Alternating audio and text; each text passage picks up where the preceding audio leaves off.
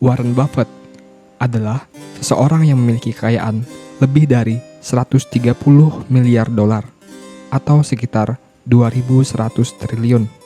Dari seseorang anak laki-laki pemalu yang menjual Coca-Cola dengan cara pintu ke pintu, hingga membentuk konglomerasi Berkshire Hathaway yang bernilai hampir 900 miliar dolar atau sekitar 14.300 triliun.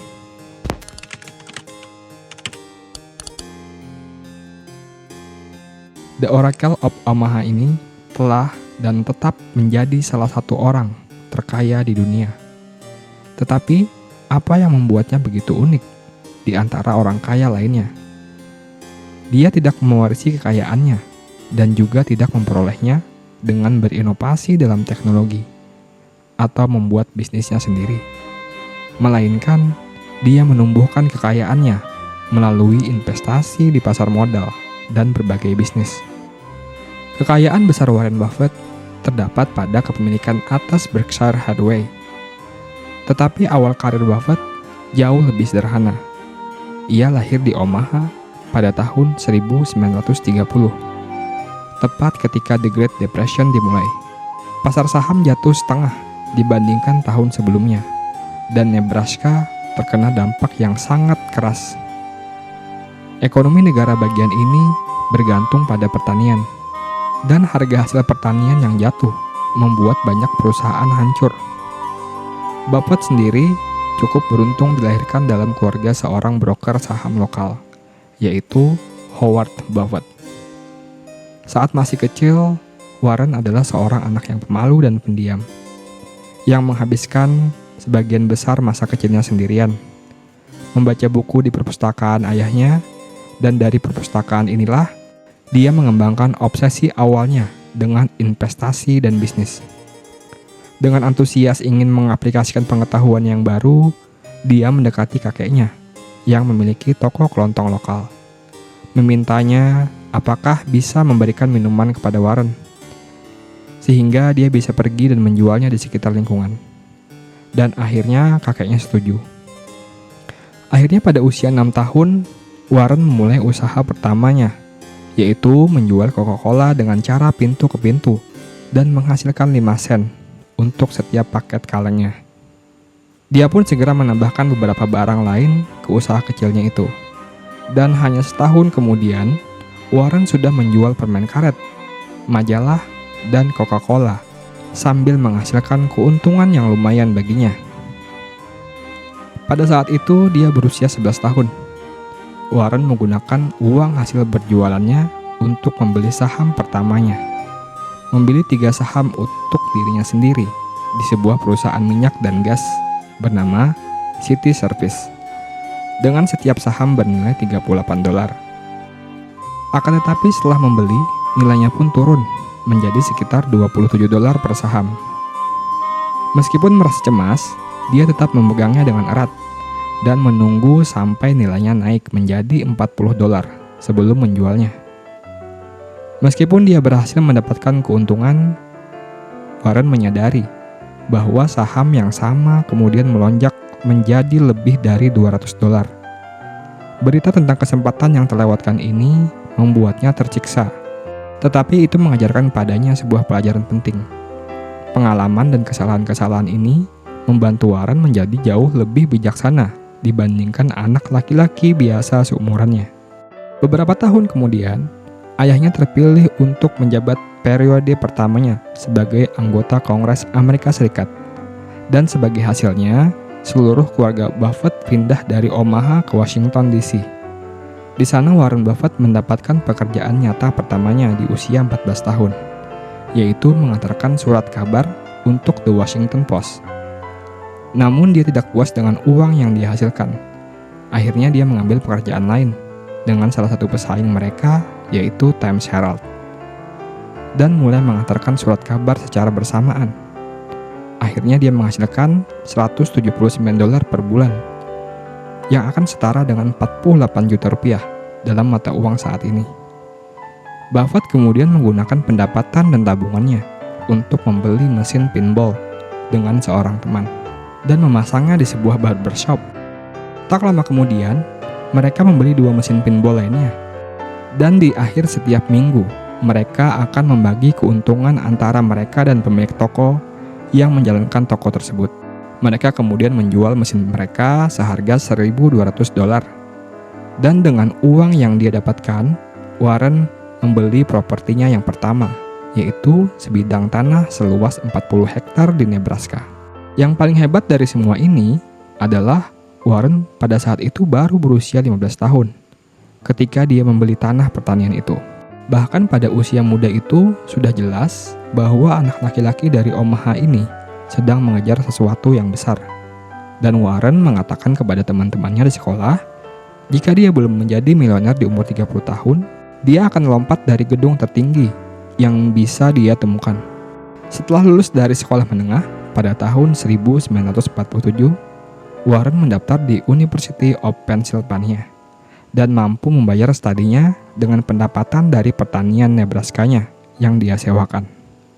Setelah memperoleh gelar sarjana administrasi bisnis dari University of Nebraska, dia kemudian mendaftar dan ditolak oleh Harvard ketika dia mengajukan permohonan untuk gelar masternya.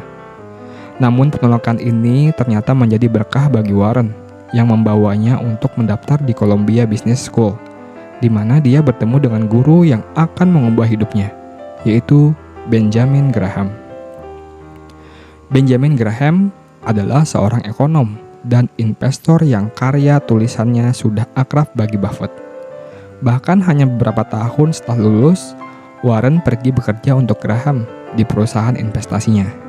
Di sana, Warren belajar bagaimana melihat nilai nyata suatu perusahaan dengan melihat angka-angka yang ada pada laporan keuangannya. Namun, hanya 2 tahun kemudian, Graham memutuskan untuk pensiun, menutup perusahaannya, dan meninggalkan Buffett sendirian.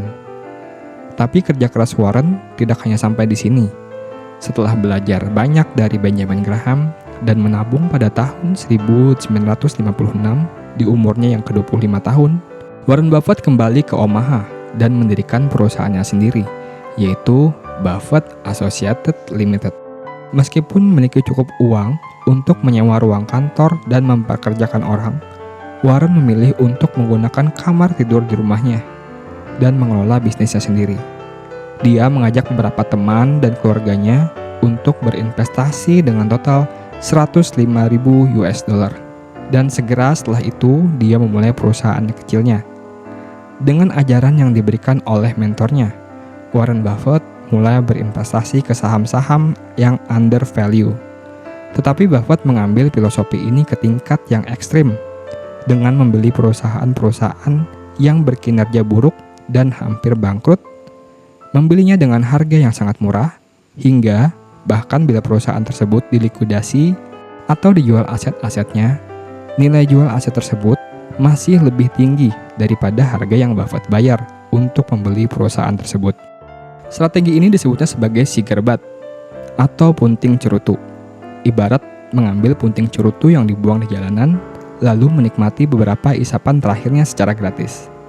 Investasi Cigarette berjalan dengan prinsip yang sama, yaitu membeli saham perusahaan di harga yang sangat murah, lalu menjualnya di harga yang wajar, sehingga membuat pembelian awal yang murah tersebut seolah-olah gratis, karena di dalam perusahaan tersebut ada harta karun yang nilainya lebih besar daripada harga yang dibayarkan ketika membeli perusahaan tersebut. Lalu pada Januari 1962, pada usia 32 tahun, Warren melakukan Cigarette pada sebuah perusahaan tekstil yang bernama Berkshire Hathaway. Industri tekstil di New England yang sudah menurun selama beberapa dekade dan telah menutup 9 dari 11 pabrik tekstil. Warren membeli banyak saham dengan harga $7 dan dengan penuh antusias menunggu tawaran CEO untuk membelinya kembali.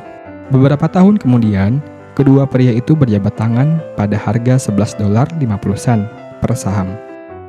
Tetapi ketika hari itu tiba, harga yang ditawarkan hanya $11.37 per saham. CEO dari Berkshire Hathaway mencoba menipu Buffett sebesar 13 sen, dan sebagai pembalasan, Warren justru membeli lebih banyak saham Berkshire sampai memiliki hak suara untuk kemudian memecat CEO tersebut. Alih-alih membiarkan Berkshire sia-sia, Warren menggunakan uang yang ada di dalam perusahaan tersebut untuk berinvestasi membeli saham perusahaan-perusahaan lain yang dianggapnya menarik. Tetapi pengalaman buruk ini dan modal yang semakin besar membuat Buffett merubah strateginya. Alih-alih mencari sigar bat, dia mulai mencari perusahaan berkualitas bagus dengan harga yang wajar, bukan lagi mencari perusahaan buruk yang harganya sangat murah. Pembelian pertamanya menggunakan strategi yang baru adalah American Express, sebuah perusahaan yang sahamnya masih dimilikinya hingga hari ini. Buffett menerapkan keterampilan analisanya untuk menemukan saham terbaik di pasar secara keseluruhan. Tetapi hal itu hanya sebagian dari alasan dia menjadi sukses sebesar sekarang ini. Yang benar-benar memungkinkannya untuk mendapatkan keuntungan yang besar adalah masuk ke bisnis asuransi. Warren melihat jalan kekayaan yang jauh lebih besar dalam bisnis ini. Itulah mengapa di tahun 1967 ia mulai membeli perusahaan asuransi, dimulai dengan National State Indemnity dan mencapai puncaknya dengan Geico pada tahun 1996. Ini sebabnya Buffett jatuh cinta dengan perusahaan asuransi. Dasarnya seperti bank, ribuan orang secara teratur membayar premi asuransi mereka, secara efektif memberikan saldo kas besar kepada perusahaan asuransi. Tetapi orang hanya dapat menarik setoran ketika sesuatu yang buruk terjadi, misalnya ketika rumah mereka terbakar atau mobil mereka rusak. Dengan kata lain, Buffett sedang membeli perusahaan dengan miliaran dolar dalam bentuk kas, secara teknis dianggap sebagai utang dan karena itu tidak masuk dalam perhitungan harga pembelian. Tetapi karena Buffett mahir dalam berinvestasi, uang kas tersebut digunakan untuk berinvestasi dan jumlahnya jadi melipat ganda. Sebelum kas tersebut harus cair, karena ada pelanggan yang melakukan klaim asuransinya. Dan setelah ini, Berkshire juga masih membeli banyak perusahaan seperti American Express dan National Indemnity pada tahun 1967. Berkshire Hathaway di bawah kepemimpinan Buffett telah secara progresif memperluas portofolio investasinya di berbagai perusahaan. Melalui serangkaian transaksi, Berkshire Hathaway memperoleh perusahaan-perusahaan terkemuka seperti Blue Chip Stamps pada tahun 1968, Illinois National Bank pada tahun 1969, The Washington Post pada tahun 1973, Geico, perusahaan asuransi lainnya, pada tahun 1976, Sepco Insurance pada tahun 1978, General Foods pada tahun 1979, Exxon pada tahun 1984, Salomon Brothers di tahun 1987, Coca-Cola pada tahun 1988, General Ray pada tahun 1998, BNSF di tahun 2006, Bank of America, Kraft Heinz, Apple, Chevron, Occidental Petroleum, dan masih banyak lagi, hingga membentuk portfolionya yang seperti hari ini. Sebenarnya, strategi investasi Warren Buffett ini mudah dan dapat diikuti oleh semua orang, seperti yang pernah ia katakan pada klip yang satu ini. You don't have to be that smart in this business, which is fortunate, but you do have to have the right temperament. And you have to be able to ignore what other people are saying and simply look at the facts and decide, is this stock which is selling at X worth 2X? You don't need to be a genius in what I do. That's the good thing about it. You don't really need brains. You need the right orientation. 90% of the people that buy stocks don't think of them the right way. They hope it goes up next week. And if it's down, they feel worse. I feel better. I think about what the company's going to be worth 10 or 20 years from now. And I hope it goes down when I buy it because I'll buy more.